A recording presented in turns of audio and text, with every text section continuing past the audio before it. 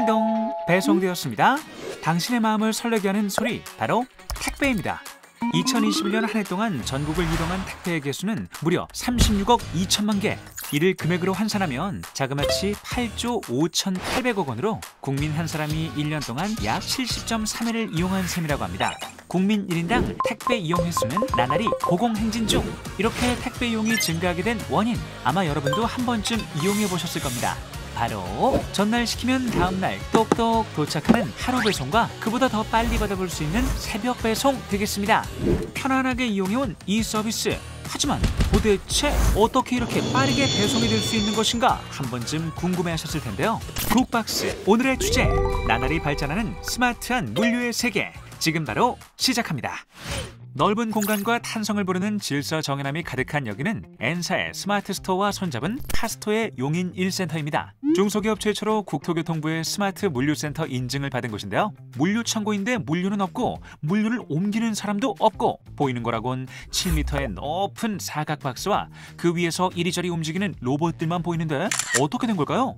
여기 보이는 이 로봇들 그냥 로봇이 아닙니다. 높은 물류 창고 속에 있는 상품들 중 우리가 주문한 상품들만 쏙쏙 골라 사람 대신 찾아주는 스마트한 로봇 되겠습니다. 이 로봇들을 활용하면 사람이 물건을 찾는 것보다 훨씬 빠른 속도로 훨씬 더 정확하게 업무 처리가 가능하다네요. 자동화 로봇의 스마트함은 여기서 끝이 아닙니다. 출고 빈도가 높은 상품들을 윗칸으로 옮겨놓는 작업까지 깔끔하게 처리하는 똑똑이라네요. 지금 로봇이 처리해주는 이 모든 과정을 피킹이라고 하는데, 이 피킹 작업이 주문에서 출고까지 걸리는 전체 시간의 70%나 차지한답니다. 스마트 로봇을 활용해 피킹 시간을 대폭 줄였으니 배송의 속도는 자연히 빨라지게 되는 것. 스마트 물류센터가 될 수 있게 한 포인트라고 할 수 있겠습니다. 이렇게 빠른 속도로 피킹 작업을 마친 상품들은 다시 한번 스마트한 슈어쇼트라는 분류기에 들어갑니다. 이 최첨단 분류기를 통해 초고속으로 포장 절차를 거치게 되죠.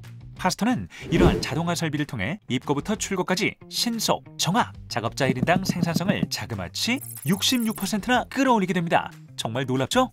스마트한 시스템을 통해 더 많은 물류를 더 빠르게 처리할 수 있으니 택배가 고객에게 도착하는 데까지 걸리는 시간 단축, 또 단축, 빠르게 배송될 수 있었던 거죠.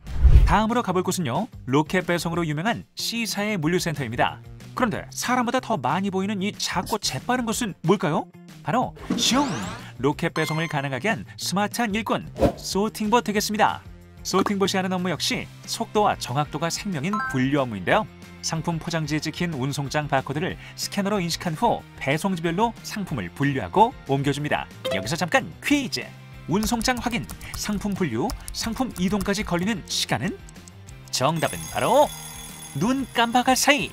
단 몇 초밖에 걸리지 않는다네요. 그런데 말이죠, 구석구석을 재빨리 움직이는 소팅봇들끼리 혹시 부딪히진 않을까? 상품을 떨어뜨리진 않을까? 파손의 우려가 있는 건 아닐까? 그런 우려를 가지셨다면 스톱! 로봇 기술을 그렇게 만만히 보지 마세요. 소팅봇은 바닥에 부착된 QR코드를 따라 질서정연하게 이동합니다. 때문에 작업오류나 충돌 우려도 극히 희박하다고 합니다. 스마트한 물류의 세계는 여기서 끝이 아닙니다. 놀라지 마세요. 앞으로는 하루 배송보다 더 빠른 30분 배송, 1시간 배송까지 기대해 볼 수 있을 것으로 예상됩니다. 말도 안 돼. 그게 어떻게 가능하냐고요? 그 핵심은 바로 MFC, 마이크로 풀필먼트 센터에 있습니다. 대부분의 물류센터의 경우 대형으로 외곽에 지어져 하는데요. 이제 대형 물류센터가 아닌 중소형 물류센터로 축소해 지어지고 멀리 떨어진 외곽이 아닌 주거지 근처, 다시 말해 이용자에 가까운 곳에 지어진다는 것.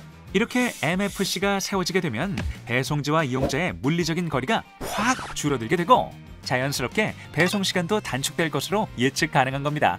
스마트한 물류센터의 움직임에 국토부도 지원에 나섰습니다. 도심 내 MFC의 입지를 허용해 물리적 거리 단축에 긍정적인 신호를 밝힌 거죠. 대한민국의 유통시장의 미래, 앞으로가 더 기대되네요. 빠르고 정확한 물류 선택과 포장만이 스마트 물류의 전부는 아닙니다. 바로 물류 산업의 또 다른 키워드, 화물 운송인데요. 현재까지도 화물 운송은 아날로그 방식으로 운영되는 것이 현실입니다. 손으로 기록하거나 전화를 하는 등의 방식으로 이루어지는데요. 이유는 간단합니다. 바로 디지털화되기 어렵다는 것. 파주는 차주뿐만이 아니라 중간 중개업자인 주선사, 화물콜, 운송사 등 수많은 인력이 복잡하게 얽혀있는 구조인데요. 여기에 덧붙여 소규모의 개인 사업자까지 워낙 많다 보니 디지털화가 결코 쉽지 않았던 거죠. 이렇게만 이야기하면 스마트 물류 시대가 아니죠. 최근에 이 어려움에 대한 해결책으로 급부상한 것이 있습니다. 이른바 플랫폼. 이 플랫폼은 중간 단계 없이 화주와 차주를 바로 연결해주는 것을 말하죠. 원래 플랫폼은 승객이 기차를 타고 내리는 곳을 의미하는데요. 화주가 이 플랫폼의 출발지, 도착지, 화물 종류, 수량 등의 배송 정보를 올리면 차주가 직접 정보를 확인하고 바로 운송하게 됩니다. 어떤가요? 중간 단계가 싹 사라지니 단순하고 빠르게 화물 이동이 가능하게 되겠죠? 아날로그를 벗어나 디지털화로 도약을 준비한 화물 운송 시장. 당연히 대기업들의 커다란 관심을 받게 되었습니다. KT, CJ, 카카오 등 대기업들이 이 플랫폼 시장에 앞다투어 뛰어들면서 화물 운송 시장이 커다란 변화를 맞이하게 됐죠. 국토부도 시대의 흐름에 발맞춰 나아가겠다고 했습니다.